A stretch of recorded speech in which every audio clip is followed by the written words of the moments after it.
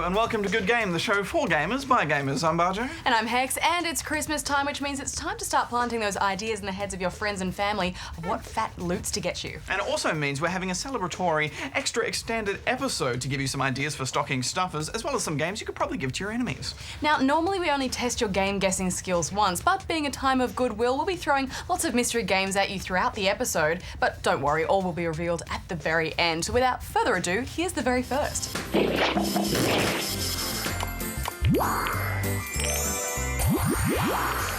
Let's start the show with a bit of kinetic movement, Hex, but not too much, because I don't like getting up. No, neither do I.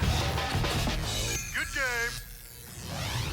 The completely controller-free Kinect has finally launched in Australia, going head-to-head with the Wii and the PlayStation Move for a slice of the motion gaming pie. But fancy new tech aside, it always comes down to the quality of the games, so we've done a big roundup of what's on offer. Before we get into that, we should warn you that the Kinect requires quite a lot of space between you and your television to play. Freestyle! Yeah, freestyle to the max. The camera will scan the room, and it seems the optimal distance for single player is 2 meters, and for 2 players is 3 meters, and that's quite a lot of space, isn't it, Hex? Yeah, I imagine there may be some disappointed gamers out there who, when they get this home, they discover that they don't actually have enough room to use it. So definitely get the measuring tape out before you hand over the cash. What a massive I'm probably room. staying too close now. And you can forget about navigating the Xbox with your voice, because that's been locked out for Australians until early next year. Skip the scene! But it will still work for the games, though. That's right. And in fact, the game that comes packaged with the Kinect is called Kinect Adventures, and it's a compilation of 5 mini-games which shows off what the Kinect can do. Yeah, I think of the 5 mini-games, 2 stood out to me as being, actually quite a lot of fun and showing off how responsive the Kinect can be. River Rush puts you on an inflatable raft hurtling down a river. You can steer by stepping left and right and jump to launch the boat into the air. The goal of the game is to get as many pins as possible before reaching the end of the river.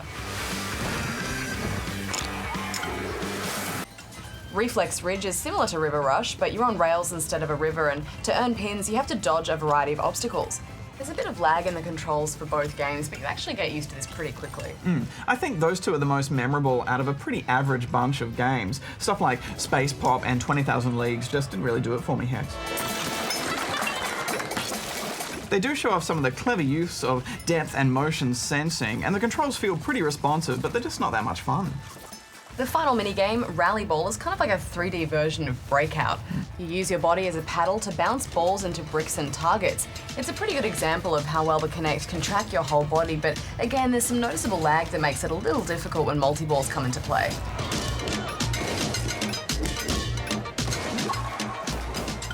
Badge, Kinect Adventures certainly isn't amazing, but it is a pretty good example of what the Kinect is capable of. It's just a pity that there weren't more mini-games. I'm giving it 6.5 out of 10 rubber chickens. Yeah, I think the most fun is in the multiplayer. I'm giving it 6 out of 10. Next up, what motion device would be complete without a sports minigame compilation? Enter the shameless Wii Sports clone, Kinect Sports. There are 6 sports to choose from, including boxing, table tennis, track and field, soccer, beach volleyball, and the ever-popular bowling. That was perfection. Will it continue? But there are also a subset of minigames. For instance, track and field is actually a combination of 5 events, which includes 100-meter sprint, long jump, Houston, we have liftoff. javelin, The 100-meter mark, surely not amazing. discus, Could it be going way past the 60-meter mark? and hurdles. 10 meters to go, they're clear of the field. They all worked pretty well, I thought, except for the boxing. Just punching the air without that, without getting any feedback, it just felt a bit weird to me, and it wasn't quite responsive enough. Yeah, the boxing was lame, but I was surprised how good the table tennis was. It was great at detecting how much power and spin I was trying to put into my shots, which surprised me. It's non-stop action. Same with bowling, little differences in how I bowled translated into noticeable spin and power differences. The Kinect takes an educated guess of where you let go of the ball, and 99% of the time it gets it right, but every now and then it does flip out a bit. I didn't really like the soccer one much. It's not terrible, it's just a bit brain dead, and I would almost rather go outside and kick a real ball around. Almost. Every event can be played with 2 players locally or online, and I think it's a solid collection with, some great licensed music, so I'm giving it 7. Yeah, I didn't hate it. Also, I guess I liked that you couldn't cheat by waggling a Wiimote, so that's a step up. I did find myself having some fun here, so I'm giving it 7 out of 10 rubber chickens. Perfect hair? Check. Amazing skill? Obviously. Next up, it's time to get your dance grooving on, Hex, because Dance Central is where you dance a lot.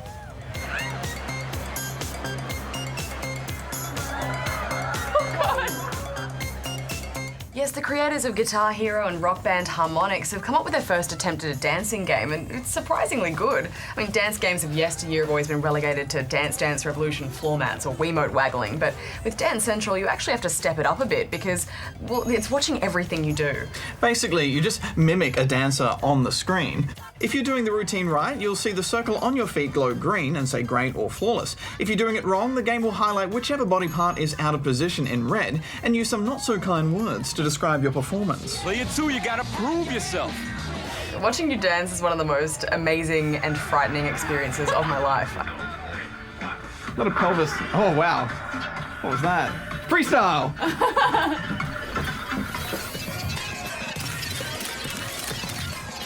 Sometimes I just look over and you're like, what is that? That's how I dance. And this one?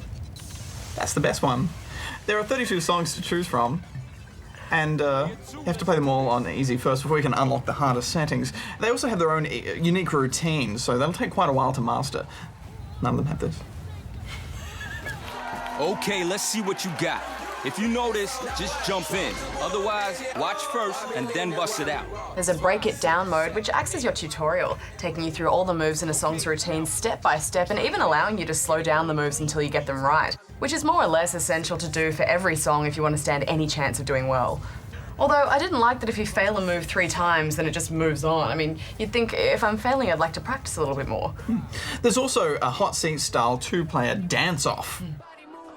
One player at a time steps up for a turn, and then the next player will try to beat them. It's simple, but it's great, and really captures that you got served vibe, which will be a big hit at parties, I think. There's also a workout mode, which is pretty much just the regular game with a calorie counter and a timer. It's a nice addition, but it's nothing special. This game is a workout in itself, though. Just after a few songs, there will be sweat. Overall, I think it's the best launch game for Kinect, and what I like about it most, Hex, is you don't have maps and controllers, you're actually dancing. So that's a step forward for dancing games. I'm giving it 8 out of 10 rubber chickens. I'm not usually a big dancing game person, but I was surprised to find that I actually found this quite fun, so I'm giving it 8 as well. Next up, it's time to play with the fluffy feline friends in Kinectimals. Oh.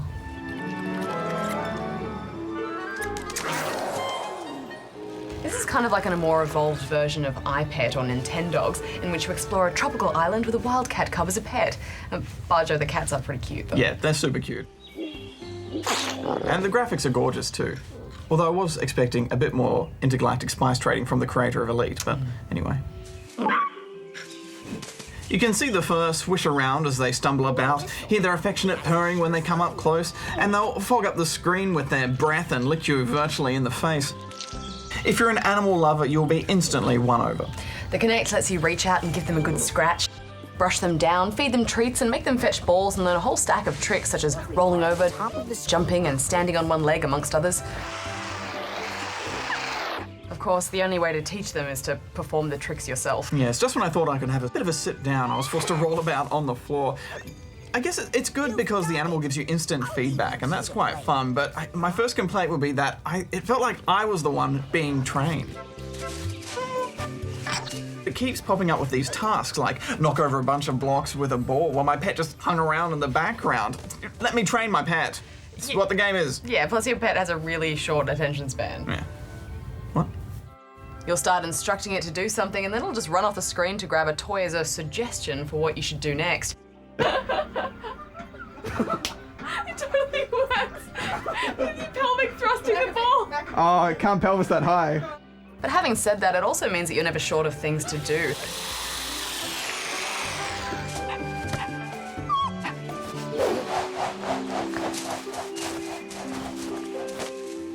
Kinectimals is definitely aimed at a younger audience, but Hex, I really like the energy and life that this game has, much more than something like iPet. One thing that got super annoying fast was the annoying ferret fairy-like thing that just kept popping up and yakking on. I just wanted to play the game. I'm giving it 7 out of 10 rubber chickens. There's a lot of stuff here that isn't actually about interacting with your pet, but when it does let you play with the kitty, it's totally adorable if a little repetitive. So I'm giving it 7.5 out of 10 rubber chickens. Next up, Joyride, and it's a racing game, and it would be a lot better with a controller.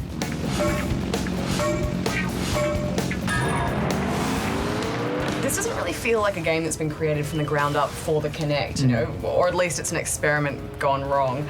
To drive, you hold your hands out and pretend to steer, but it just doesn't feel right. Yeah, and to get a boost, basically, you have to pull your arms back and then push them forward, and then when you're in the air, if you move your upper body around, it triggers tricks, but that's really about it, and I guess I was just hoping for more. Yes. Plus, when I was trying this game out in Expo, I said to one of the guys, how do I accelerate or brake? And they were like, don't worry about that, the game does it for you. Fun. The steering isn't sensitive enough for you to compensate for not being able to brake, so you spend more of your time off-road than on it. And you'll also crash through a lot of obstacles, but none of that really matters anyway because you don't really lose that much speed.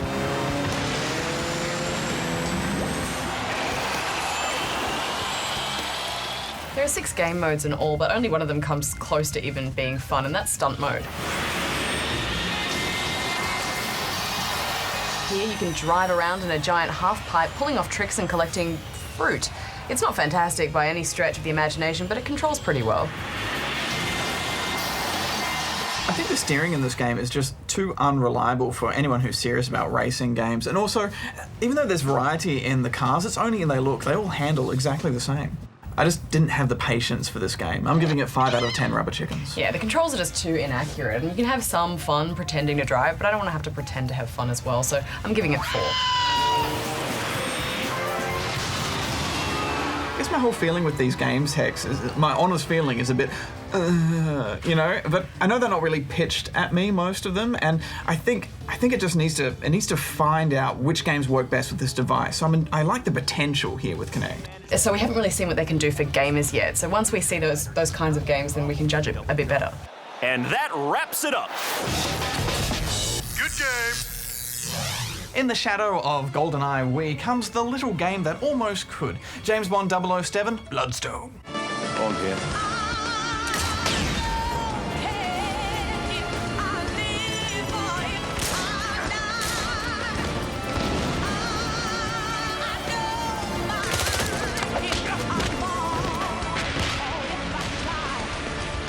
Bloodstone is a third-person shooter from Bizarre Creations, the makers of The Club and Blur. 2 years ago, Midhurst Laboratories signed a contract for some mission-critical biotechnology for our defence forces. That's so secret, I'm loath to discuss it even on this link. A secret UK biochemical project has fallen into enemy hands, and it's up to Bond to sort it out. To be honest though, Hex, the moment I finished this game, I still had no idea what the Bloodstone actually was. Yeah, me either. Although the story had some cool moments though, and some of the cutscenes feel straight out of a Daniel Craig Bond film. Shoot me. You'll still die.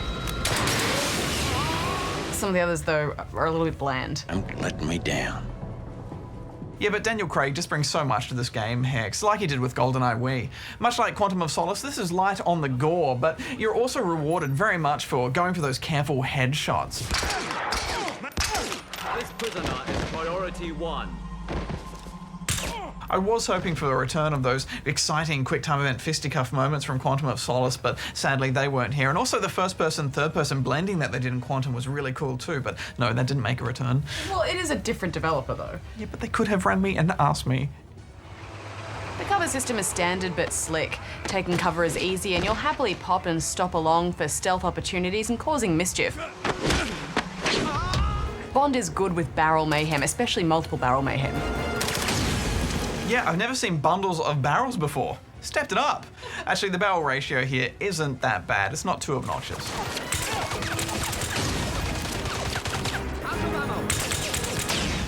And I quite liked engaging these enemies, Hex. They slowly creep up on you and react to misfires, even though it's the same animations every time. That was still good. I never got sick of doing those takedowns.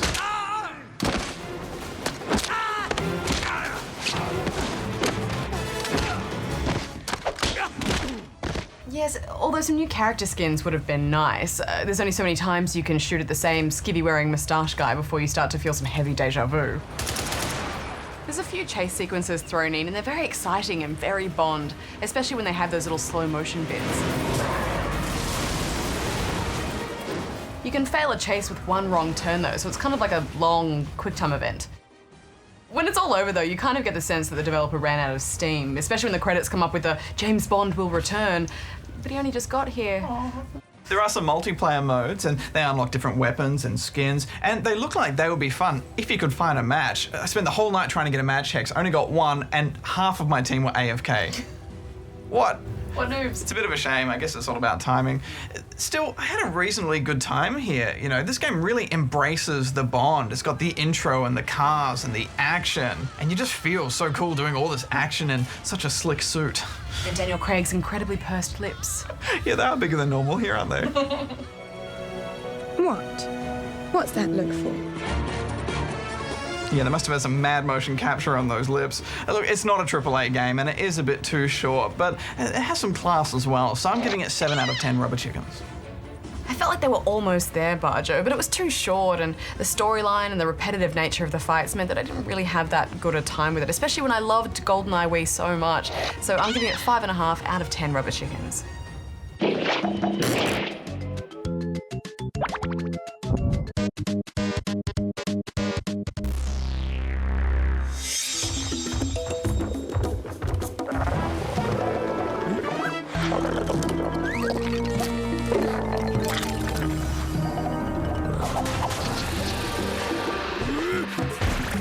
Hold on to your coconuts, good gamers, because Nintendo's Great Ape and Chimpanzee Chum have returned. Donkey Kong and Diddy Kong are back to their side-scrolling shenanigans in Donkey Kong Country Returns, and it's got a very retro flavour.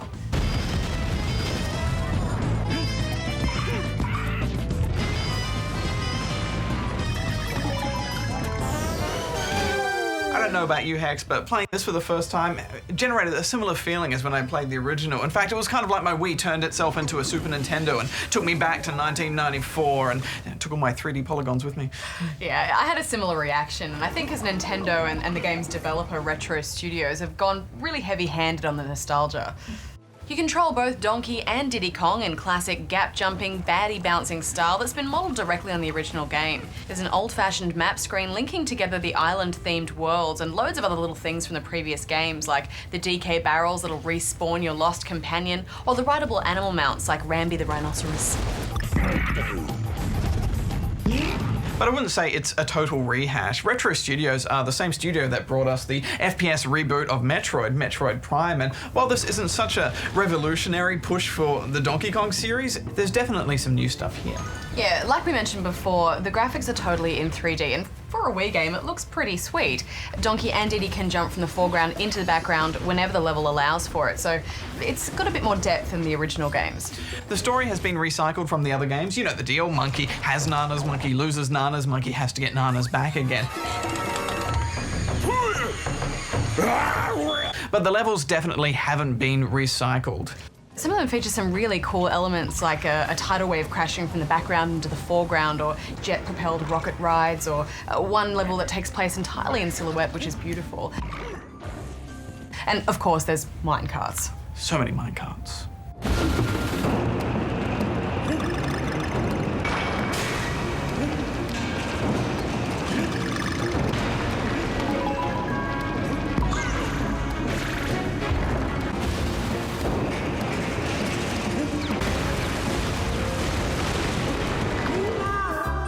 It was at this point, Hex, that I noticed there were some things that were a little disappointing about this game. And it wasn't what the game was doing, it's what it wasn't doing. Normally, I hate underwater levels. Normally they're rubbish and bollocks and they're terrible, but Donkey Kong Country is one of the few games where it's actually really acceptable, and they're wonderful, and they have that tranquil music and really tricky little sections, and I really enjoy them, but I couldn't find a single one here. Yeah, I think Nintendo and Retro Studios both decided that the underwater levels were too slow and didn't fit the pace of the new game, but I mean, I agree, a game needs slow bits and fast bits, and it's sad to see those underwater levels go. And the second thing I found a bit disappointing and that was missing, Hex, were the Kremlings. Where are the Kremlings, the nemesis from the original Donkey Kong Country game? Yeah, Yes, instead of evil crocodiles, we have a tribe of haunted tiki masks commanding an army of animal adversaries and seafood soldiers. Nothing as cool as the Kremlings, but at least they offer up a few interesting boss fights, like this one.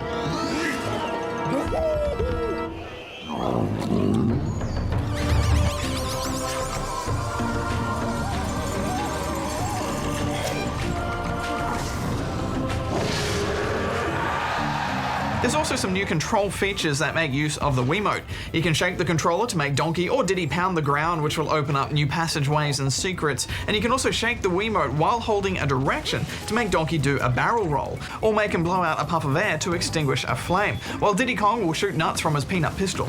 It never gets too complex and it stays far away from Wagglefest territory. Waggle.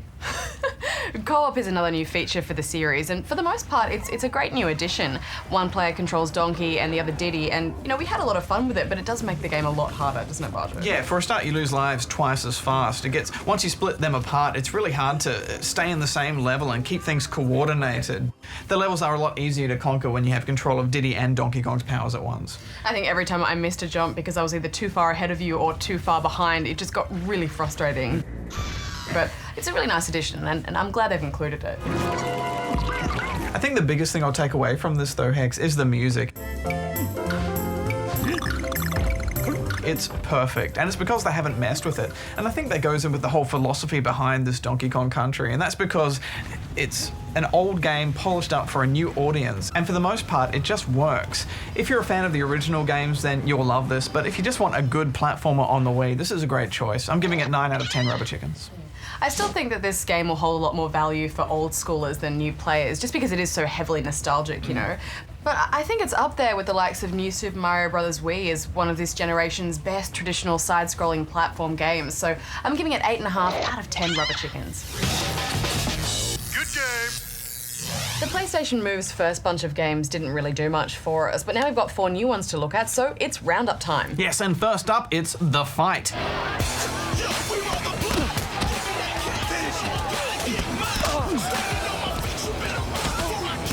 Finish him! In face! See, these glasses would have broken and there would be glass in his eye. It's just impractical. Pushing it in the boob. Yeah, good hit. Using 2 move controllers, you can duck, weave, jab, and fight against a bunch of gritty-looking opponents in a dark grindhouse setting. Unless you want to taste a fist in the face, learn how to dodge. You look like you're gently caressing his face. Basically, it's a Wii Boxing clone, but unlike Wii Boxing, it's a soulless, boring excuse for a game. Punches don't connect with any sense of weight or power, and it's hardly responsive for tech that's meant to be one-to-one. It's relying far too much on canned animations. You look so ridiculous. You look like you're cowering in fear. What are you doing? Yes, not even Danny Trejo can make the fight worth recommending. You can aim your shots all over the place. Though I've got to admit, watching him try to show you how to pull off some of those punches with the move controllers grasped in his hands is a laugh. Good angle for hitting the body. And it's a little bit depressing as well. I'm giving it 4 out of 10. It's a 3 from me. Double punch! Double punch! Double punch! Next up is the obligatory minigame compilation TV Superstars. You are an up-and-coming celebrity and you must perform in several reality TV shows to get yourself in the A-list. You can customize your avatar by putting your face on it.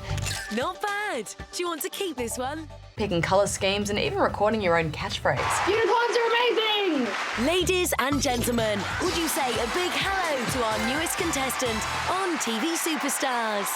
Grandpants bollocks! It's no secret that most minigame compilations aren't really that satisfying or compelling, and this is no different.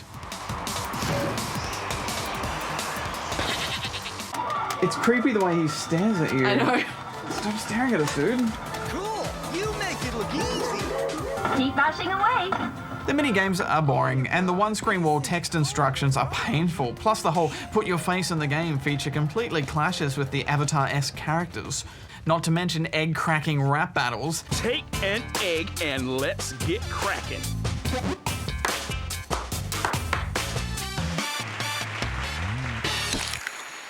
Two out of 10. There's just way too much fluff getting in the way of actual games, which aren't fun anyway. What is this? This is like the craziest, stupidest thing I've ever seen. I've never seen a catwalk like this. I haven't seen many catwalks, but... What is happening?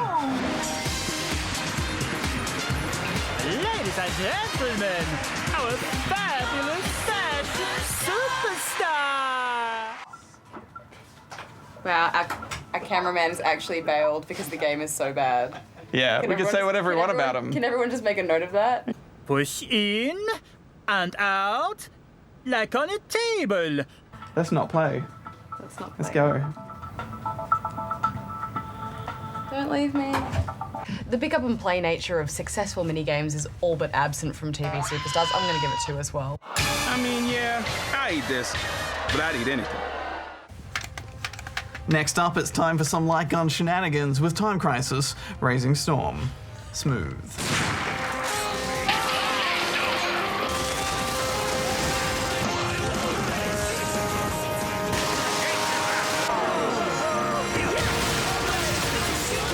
The compilation of Time Crisis 4, Raising Storm, and Dead Storm Pirates. Stop. That actually hit me in the balls. Nice shooting. Help me. That's a lot of terrorists. Air support. You men aren't even supposed to be there.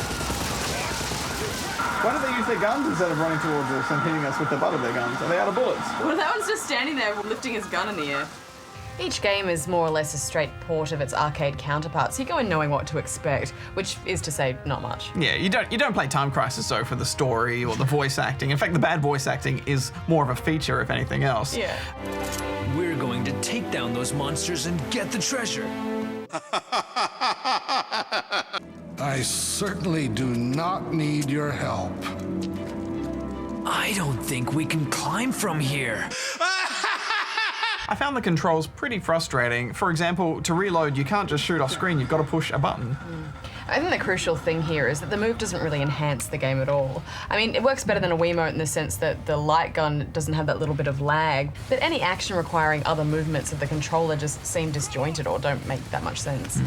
There are several different modes in each game in an attempt to offer a more varied experience to the arcade play, including multiplayer, sentry, and challenge.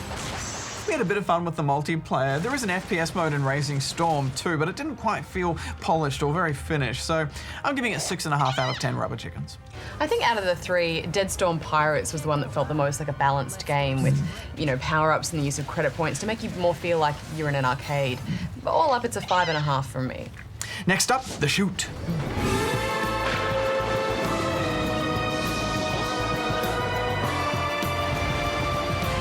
It's an on-rails shooter in which you play an aspiring action hero on the set of a film. Your goal is to please the director by shooting as accurately and stylishly as possible. And Badge, finally a game that was actually pretty good. Yes, it's not groundbreaking in the use of motion controls, but the way it uses the move is very good. I think they've nailed the visuals too. The shooting gallery style just works. Yeah, and every set just captures the style of its genre. And while you think the gameplay is going to get repetitive, it never does, thanks to multiple enemies, a good variety of settings, and 3 special moves, giving it some added depth. The special moves are a nice touch, not only giving you the chance to use the motion control aspects of the move, but actually coming in pretty handy when the action heats up. I gotta say, I didn't like the director though.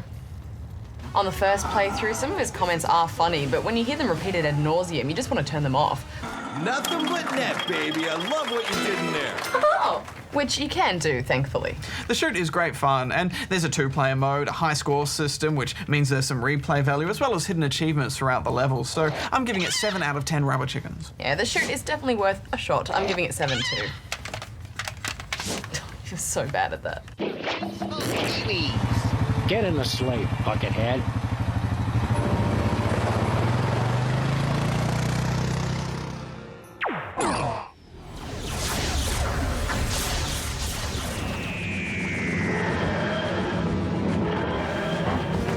TARDIS is rubbish! I thought it was supposed to be bigger on the inside. Well, this one is inflatable, so I think that means it's not quite to scale. Anyway. Hex. What do you get when you cross a Professor Layton game with the greatest time traveler of all time? Doctor Who Evacuation Earth. Close, Hex, but actually you're completely wrong. You get a load of rubbish. It was a load of rubbish. No, you've hit the time defibrillating rebustler. The what? The time defibrillating rebustler. Is that really what it's called? I don't know, time defibrillating rebustler just sounds better than what I usually call it. And what's that? Well, if you press this, the TARDIS will stop being bigger on the inside than the outside and crashes in 40 seconds switch. See, that's even less catchy. Yes, the first Doctor Who game on the DS isn't just bad, it's one of the worst misuses of a license we've ever seen. I know what you mean, and I had such high hopes for this game when I started it up. Can you fix it? I think so. I just need to reconfigure the binaries. Hand me my sonic screwdriver. There's some voice work by Matt Smith, the 11th Doctor, and Karen Gillan as his companion Amy Pond introducing the plot. It's the distant future and Earth is undergoing final evacuations before massive solar storms render the planet uninhabitable for hundreds of years. The Doctor and Amy are left stranded after the TARDIS is appropriated by some scavengers and built into the final ship ready to leave Earth. It's all kind of good up until that point, but then the actual game kicks in and it just goes downhill from there. What little story there is doesn't feel anything like a Doctor Who adventure for the first 3 chapters. There's no mystery, no danger, no sense of wonder, and definitely no playing with time. And by the time the Silurians arrive in Chapter 4 and then the Daleks in Chapter 5, it's all too little, too late. While the plot uses established characters and monsters, the puzzles have next to nothing to do with the license. Early puzzles include such amazingly Doctor Who-ish things as identifying a woman's favourite fish, packing luggage efficiently, and filling an MP3 player with Bonnie Tyler and Daft Punk music. They don't get much better than that. To be fair, the Bonnie Tyler joke was probably the highlight of the game for me. The puzzles fall into a few base categories, like having to spot the difference in pictures, complete an image made up of tiles, or solve a sliding block puzzle. The puzzles rarely have much of a thematic relation to the plot and smack of lost opportunities. What does a spot the difference puzzle have to do with picking up a piece of Daleganium? What does allocating bunk beds have to do with anything at all? I think there's just a real lack of direction, as if the developers couldn't decide whether they were making a game for little kids or Doctor Who fans. The majority of the puzzles are incredibly easy, but occasionally there's one that's challenging for all the wrong reasons, like a puzzle in which we had to divide a board into 9 segments, all containing the same symbols. The puzzle has 2 solutions, but the game only recognises one of them.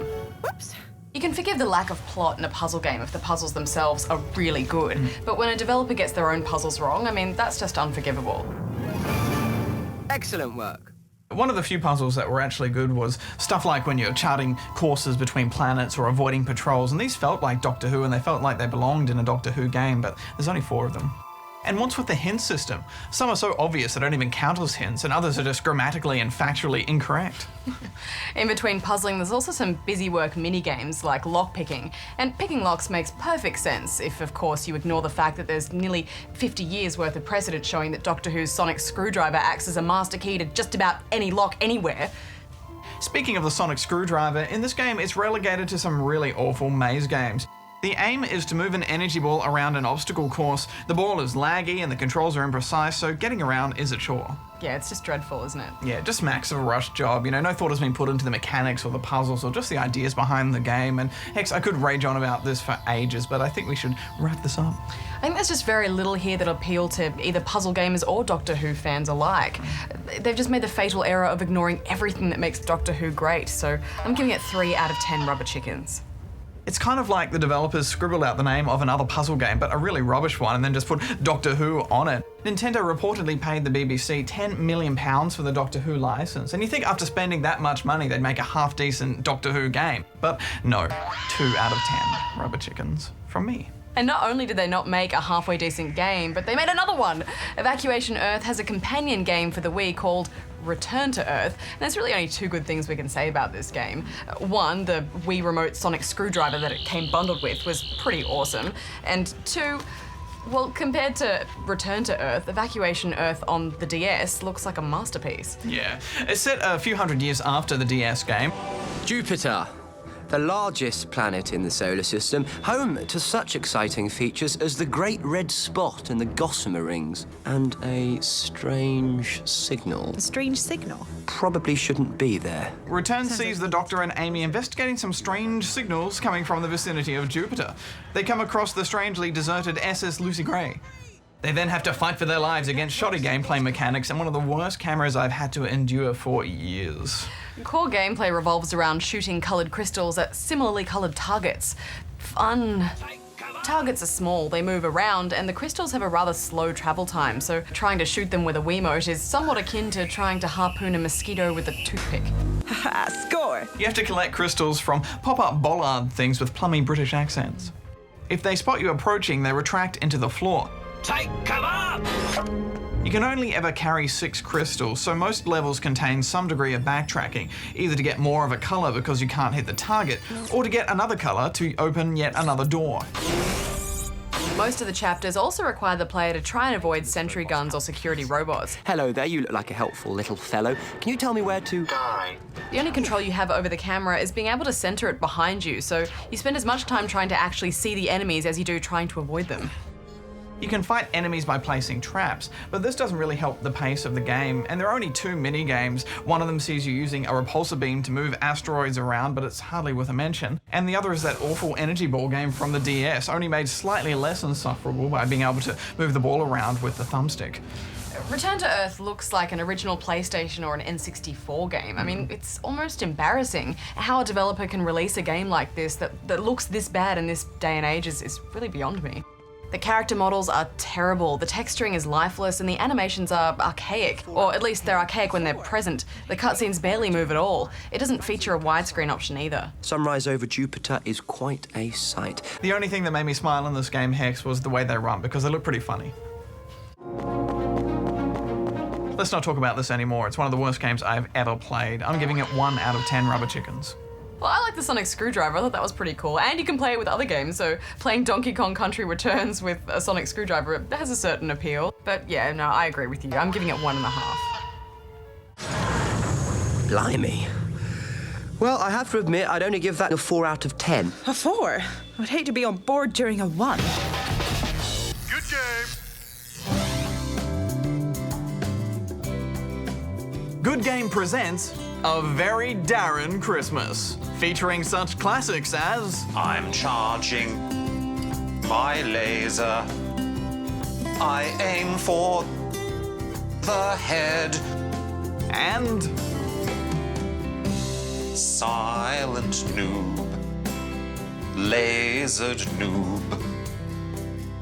I've got the skills to rack up kills. And everybody's favorite, Jingle bells, Barjo smells, Hex likes unicorns, and many, many more. Available on record, cassette, or 8-track this Christmas.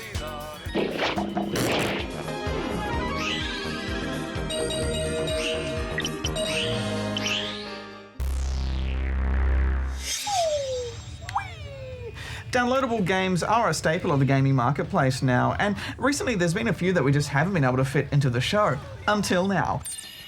Heading back to where it all started. Don't you mean where it all ended? Semantics. I don't know why you want to go back to that crap issue. I mean, what a pile. From the makers of The Maw and Splosion Man comes Comic Jumper, The Adventures of Captain Smiley. After starring in his own terrible comic book, Captain Smiley is stripped of his leading role and forced to star in other comic books until he can get enough money to relaunch his own comic. What do you think of your best friend Brad now? Shut up, you just got luckier. The entire game is basically one big joke. From the stat screen Sit back and relax, take a look at all them stats. You certainly been a busy boy, haven't you? to your special move, everything is designed to give you a chuckle. Help me! Okay, here we go.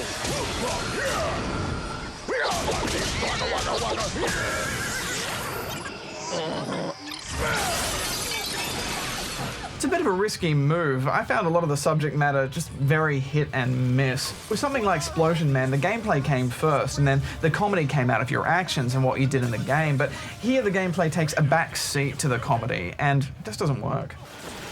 You basically spend the entire game dodging enemy attacks and holding down the right trigger to shoot. There are a few fisticuff sections, but you only have a very basic attack and shove back move. It's disappointingly simplistic. There are sections where the perspective shifts and it basically becomes an on-rails shooter, but these just went on and on and on, and they just went on too long. Goons take a lot of hits to go down, and there are just heaps of them, so it becomes a bit of a grind between checkpoints. Gotta go back to checkpoint. And bosses aren't interesting to fight either. It's always just dodge their attacks and shoot at their head for 5 minutes. Whatever. This really is a case of style over substance. It is presented well, but yeah, still a 5.5 out of 10 from me. Next up, Hydrophobia.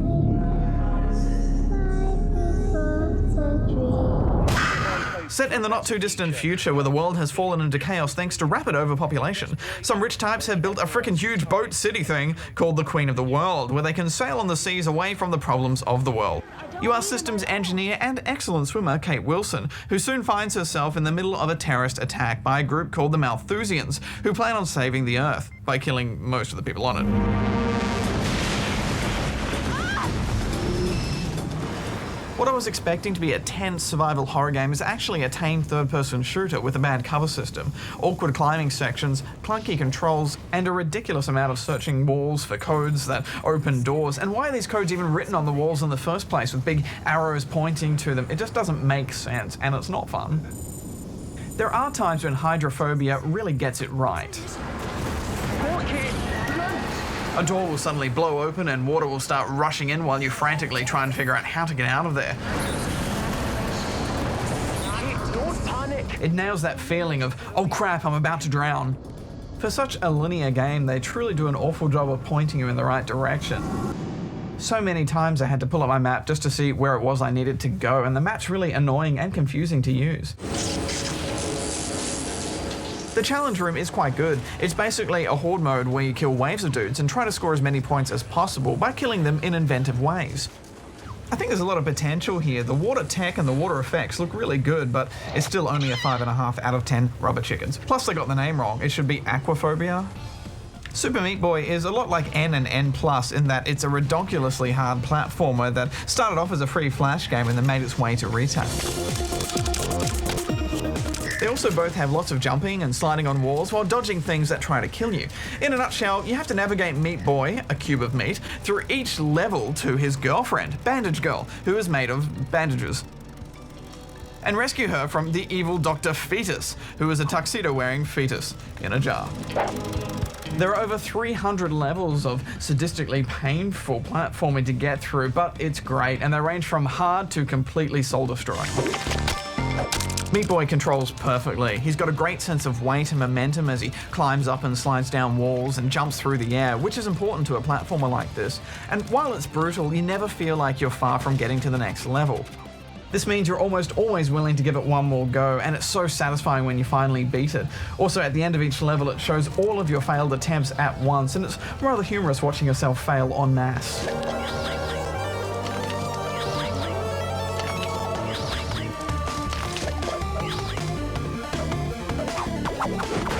All the worlds have an alternate, much harder dark world that unlocks when you get an A+ rating for finishing quickly. And some have a hard-to-reach bandage which unlock just about every major indie video game character there is, each with their own unique controls. There are even hidden warp worlds that are ultra-retro. If you're up for a meaty challenge, this is a real gamer's game, and I think it's my favourite downloadable game of the year, so I'm giving it 9.5 out of 10 rubber chickens. Next up, Pac-Man Championship Edition DX. This is the sequel to our favourite arcade game, and in fact we had to ban the original from the Good Game Office just because we were playing it way too much, and I think the same might have to happen here. It's crazy addictive. All the features from Championship Edition are back, like the leaderboards and post-game stats and many of the modes, but now you can customize the visuals. There's a wide variety of very pretty looks, some brand new and some which hark back to earlier Pac-Man games. Each map is now filled with lots of sleeping ghosts that wake up as Pac-Man goes past them, and these don't act like your usual crafty ghosts. These guys just follow you in one big line. The classic ghosts are still there, but they play a much smaller role. Now it's all about building up massive snakes of ghosts and getting a power pallet and then chomping them down. It's so satisfying, and the game kicks into a bullet time effect when you're about to die. This is helpful because the game can get ridiculously fast, and getting that extra couple of seconds just to try and survive is exhilarating. Also, now you have bombs, which will send all the ghosts back into their cage, which will get you out of some sticky situations. They're big changes to the PAX formula, but they really work. I could list all the other new maze modes, like Dungeon, which puts you into a cramped maze, or Ghost Combo, where you have to eat as many ghosts from one power pellet as you can. But trust us that this will definitely give you pack fever, and if you've got friends on leaderboards, then you'll be chasing each other until you're blue in the face. I'm giving it 9.5 out of 10 rubber chickens. Oh.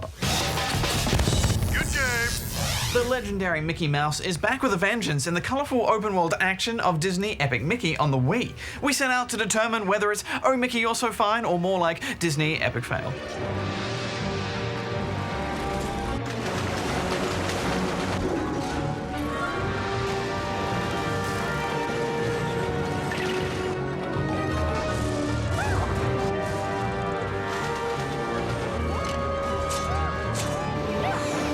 There's one rather standout reason why Epic Mickey is a game worth serious investigation, and that's because this has been the pet project of one Mr. Warren Spector, the man behind classics like Deus Ex, System Shock, and Ultima Underworld. Well, reinvigorating the character of Mickey Mouse for Disney is no small undertaking. You'd have to agree that there are definitely a few hurdles to overcome here. Like, for instance, if you saw a wee Mickey Mouse game on the shelf in a local game shop, would you look at it twice normally? Yeah, I know what you mean. There would be definitely an assumption that this is just a game for little kids. However, Epic Mickey is surprising in its reverence for the early days of Disney animation, stuff that most kids would know nothing about. There's actually a level of detail here that would charm even film historians, as the game lets you explore a world called the Wasteland, which is brimming with elements and characters from some of Disney's earliest cartoons. There have been games before that have mined Disney's animation past, but nothing quite as elaborate as this, and these characters go back to the 1920s and 30s, and the character of Oswald the Lucky Rabbit actually predates Mickey. So here in the game, Oswald is the resentful guy who's become the ruler of an alternate world where all the Disney rejects go. Mickey gets drawn into this wasteland and must find a way to return home.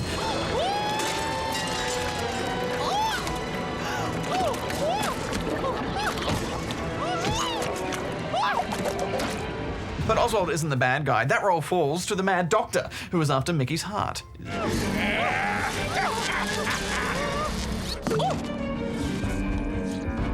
The central gameplay mechanic is the magic paintbrush, which you can use to apply both paint and paint thinner. Being a cartoon world, this means that thinner causes something to cease to exist, while splattering something in paint makes it solid and usable. This adds some depth to the platforming, as you're always looking around for a ghostly ledge to paint or a gear in a machine to make work again. Likewise, you want to use your green paint thinner on parts of the world to uncover hidden items or give you clear access to something. This is such a great tool, Hex, but I just thought there weren't enough of those world manipulation puzzles, you know? Removing and adding paint to the world is a great concept, but it just didn't utilize it to its full potential. Most of it was just the same thing. Paint this so you can jump onto it, thin this out so you can look behind it, and you can only manipulate patches or partial elements of the world. I thought there were a few good puzzles here, like erasing anchors to make a boat rise up out of the water or painting in cogs to operate a machine. It's just that whole mechanic never quite had that big impact on the world that you expect. A lot of this painting actually feels a bit inconsequential, like this cabin in the swamp that's the same whether it's painted or not. I found some annoying technical flaws, like if Mickey is standing on something that can be painted, you can't always paint it. You need to move him off to the side and then aim and squirt away. Actually, from the first person, the thinner looks a little just like Mickey is relieving himself all over Disneyland.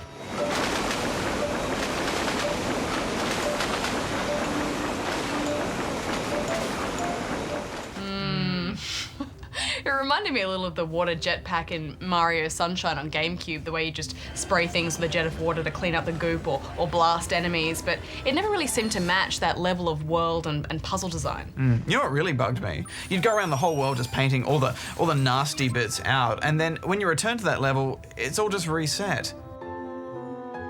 What's the point? What's the point? Yeah. Well, let's talk about the morality system in the game. It's another aspect of Epic Mickey that I thought was a bit lightweight. At the beginning of the game, there were some really clever examples of making the player choose between something good or something selfish. Rescuing a gremlin or leaving him trapped so that you can access a treasure chest instead, for example. Go to the chest. I really wish that more of the game had been like this, but the good, bad Mickey never feels really fleshed out. Yeah, I also thought there was a lot of very average platforming crammed in there amongst the cool ideas. And the camera is a real pain. Trying to reset its position behind Mickey so it can line up a jump or see where you're going just doesn't work. It resulted in many a dead mouse, Hex. And so much of the world isn't even built for jumping and exploring, which baffles me. There are ledges you can slide off no matter how many times you try to jump on them. If I'm not meant to jump on it, then don't put it at jumping height. I thought the levels, for the most part, were quite small and boxy, even though the elements within were quite fun. But exploring never really felt that exciting. Some of the little quests you get given aren't really that much above trudgery, like rounding up rabbits or chasing a spark around a level under a time limit. Yeah. Boring. Each main level in Epic Mickey is bridged by a small 2D side-scrolling level in the style of an early Mickey cartoon. But having to replay these same little levels over and over again just to travel back and forth becomes a bit boring. For instance, you're constantly required to go between Mean Street and Oztown to complete fetch quests, which means replaying that through the mirror level over and over again, and it just stops being fun. But the look of the levels and the old-time music, it's great as far as getting the styling of early Disney cartoons down. Epic Mickey does a lovely job, which makes it a little bit disappointing that in the extras you can only unlock 2 cartoons. I mean, I would have thought that you could have unlocked all the cartoons that are mentioned in the game, but only 2? That seems kind of cheap. Yeah, I'm not sure why there wasn't any voice acting for those great Disney characters either, you know. Those weird grunts and groans started to creep me out a little bit.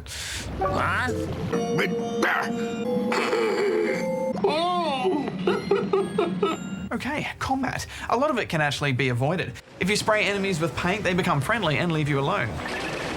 So I never really felt that challenge, Tex, except for the boss fights, which are all pretty much excellent. You'll need to use both your jumping and painting skills in tandem, and it's here where Epic Mickey really shines. I thought it was great that you actually have a choice in boss battles to beat them outright or to do something to redeem them, which in turn affects the story. Mickey also has these sketches that he can use to deal with a crowd of enemies. You can drop down a TV to act as a distraction, drop a stopwatch to slow down time, or drop an anvil to crush something. I thought this added some much needed depth to the whole combat system. To be honest though, I just kind of drifted through this game, Hex. I never really felt compelled or engaged, and I think if I put the Wiimote down at any point, I would have been alright never to pick it up again and go back to it. Maybe my expectations were just a little bit too high with Warren Spector's name attached to the project, but I was left feeling like Epic Mickey was more just like slightly above average Mickey, so I'm giving it 6.5 out of 10 rubber chickens, which is slightly above average. Epic Mickey isn't as dark or as adult as the hype made it out to be, so I guess it is just a kid's game after all, but at least it's an intelligent one. It doesn't come anywhere near the complexity and fun of something like Super Mario Sunshine, which I think it borrows some ideas from, and I found it too inconsistent. It goes from being horribly dull to really cool to dull again in the blink of an eye, so it's 7 out of 10 rubber chickens from me.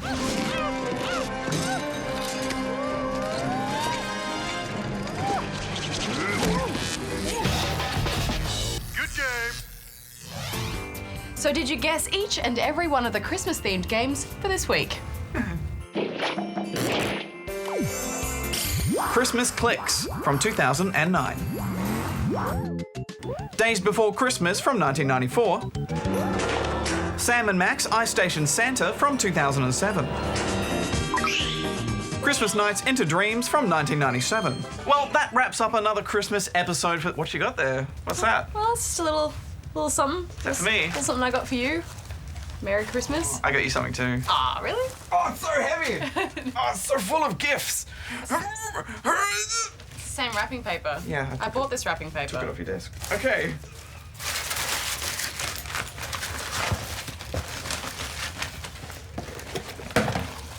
It's stationary. This is actually quite cool. You got me all the Assassin's Creed figurines from the previous games. I know. Cool, That's right? Awesome. But you got to put them back on the set because we need them in the show on the set. You got me stationary, and this has a property of ABC property on it. I stole them from Media Watch. Thanks. We'll be back next week with our Good Game of the Year edition, which basically is a multitude of awards as voted by you and us of the games for the year, and also we take a look back at some of our favourite moments of the year and our favourite games. With lots of epic montages. And that is in New South Wales. Is Prince Australia. Is Prince...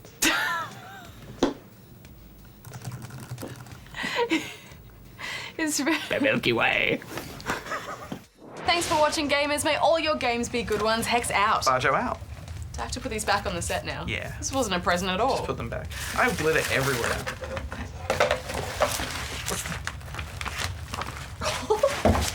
The thing about glitter is once you get it on you, you got it for life. It's all on your...